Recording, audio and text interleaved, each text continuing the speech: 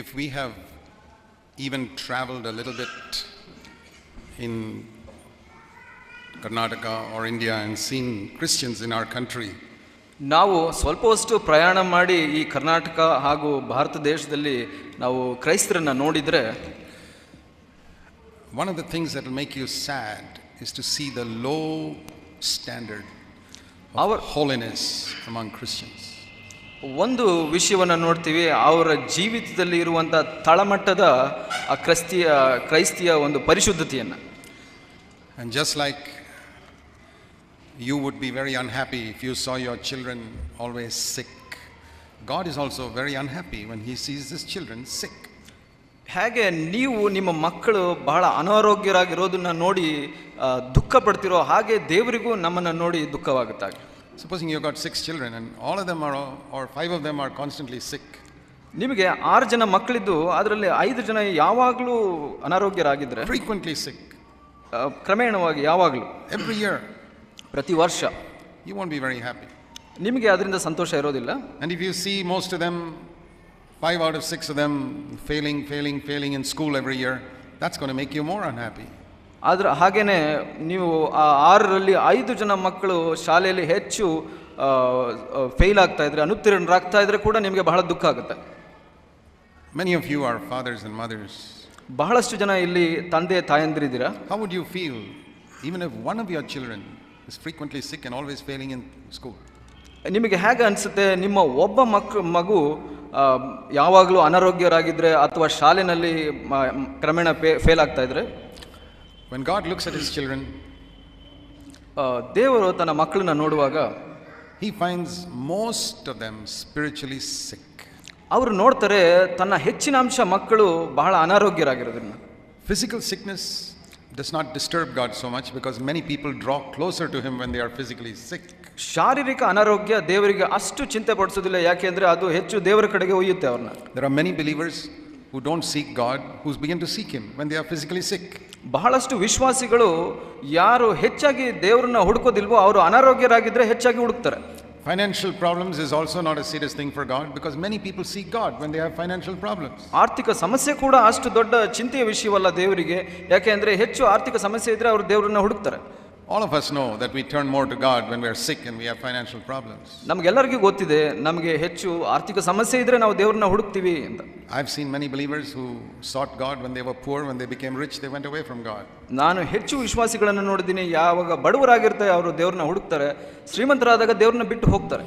I've seen healthy believers go away from God, sick believers turn to God. ನಾನು ನೋಡಿದ್ದೀನಿ ಅನಾರೋಗ್ಯ ವಿಶ್ವಾಸಿಗಳು ದೇವರ ಕಡೆಗೆ ತಿರುಗಿಕೊಳ್ಳೋದು, ಆರೋಗ್ಯ ವಿಶ್ವಾಸಿಗಳು ದೇವರಿಂದ ದೂರ ಹೋಗುವಂಥದ್ದು. So sickness and money problems are not serious. ಈ ಅನಾರೋಗ್ಯ ಮತ್ತು ಆರ್ಥಿಕ ಸಮಸ್ಯೆ ಬಹಳ ಗಂಭೀರವಾದದ್ದಲ್ಲ. Sometimes God allows it to make people turn to him. ಕೆಲವು ಸಲ ದೇವರು ಇದನ್ನು ಅನುಮತಿಸ್ತಾರೆ ತನ್ನ ಕಡೆಗೆ ತಿರುಕೊಳ್ಳಿ ಅಂತ.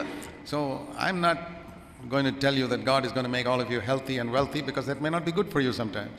ನಾನು ಯೋಚಿಸೋದಿಲ್ಲ ದೇವರು ನಿಮ್ಮನ್ನ ಬಹಳ ಶ್ರೀಮಂತರಾಗಿ ಮತ್ತು ಆರೋಗ್ಯವಾಗಿ ಮಾಡ್ತಾರೆ ಅಂತ. But I'll tell you what the Bible says, that God wants every one of you to be holy.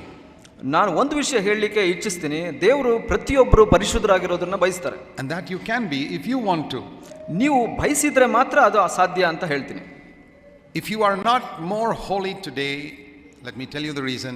You yourself don't want to be more holy. ನೀವು ಇಂದು ಹೆಚ್ಚು ಪರಿಶುದ್ಧರಾಗಿಲ್ಲ ಅಂದ್ರೆ ಅದಕ್ಕೆ ಮುಖ್ಯ ಕಾರಣ ನೀವು ಅದನ್ನು ಬಯಸಿಲ್ಲ ಅಂತ.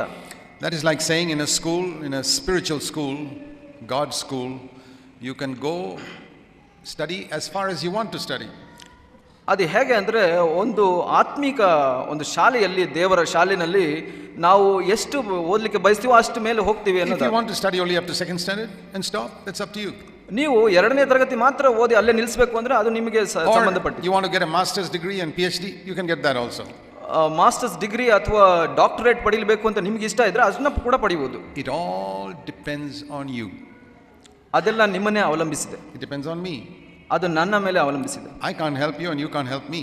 ನಾನು ನಿಮಗೆ ಸಹಾಯ ಮಾಡಲಿಕ್ಕಾಗಿಲ್ಲ, ನೀವು ನನಗೆ ಸಹಾಯ ಮಾಡಲಿಕ್ಕಾಗಲ್ಲ. God sees how much we desire.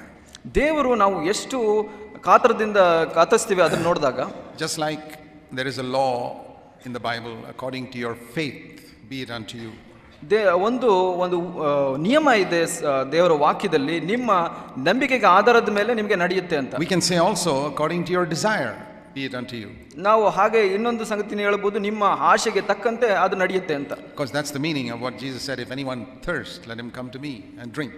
ಅದರ ಅರ್ಥ ಯೇಸು ಹೇಳಿದ್ದು, ಯಾರಿಗೆ ಬಾಯಾರಿಕೆ ಇದೆ ಅವರು ನನ್ನ ಹತ್ರ ಬಂದು ಪಡ್ಕೊಳ್ಳಿ ಅಂತ. That means how much will you drink? ಅದರ ಅರ್ಥ ಏನಂದ್ರೆ, ಎಷ್ಟು ನೀವು ಕುಡಿತೀರಾ? You'll drink as much as you are thirsty. ನೀವು ಎಷ್ಟು ದಾಹದಿಂದ ಇದ್ದೀರಾ ಅಷ್ಟು ಮಾತ್ರ ಕುಡಿಯಕ್ಕೆ ಸಾಧ್ಯ ನಿಮಗೆ. You know, sometimes we are thirsty and one sip of water is enough. ಒಂದೊಂದು ಸಲ ನಾವು ಸ್ವಲ್ಪ ದಾಹ ಇರುತ್ತೆ, ನಾವು ಒಂದು ಗುಟುಕು ಕುಡಿದ್ರೆ ಸಾಕು. Sometimes we are so thirsty that even 2 glasses is not enough of water. ಒಂದೊಂದು ಸಲ ಹೆಚ್ಚು ದಾಹ ಇರುತ್ತೆ, ನಾವು 2 ಗ್ಲಾಸ್ ಕುಡಿದ್ರೂ ಕೂಡ ಸಾಕಾಗೋದಿಲ್ಲ. So there are degrees of thirst for water. ಅದು ಒಂದೊಂದು ಮಟ್ಟ ಇರುತ್ತೆ ದಾಹಕ್ಕೂ ಕೂಡ. The same way there are degrees of thirst for holiness.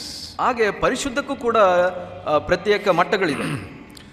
We can perfect holiness ನಾವು ಪರಿಶುದ್ಧತೆಯಲ್ಲಿ ಪರಿಪೂರ್ಣರಿಗೂ ಕೂಡ if we want to. ಅದನ್ನ ನಾವು ಬಯಸಿದ್ರೆ. But from beginning till end in the school of holiness there is a law. ಈ ಒಂದು ಆತ್ಮಿಕ ಶಾಲೆಯಲ್ಲಿ ಒಂದು ನಿಯಮ ಇದೆ, ಪ್ರಾರಂಭದಿಂದ ಕೊನೆಯವರೆಗೆ. We can call this the school of holiness.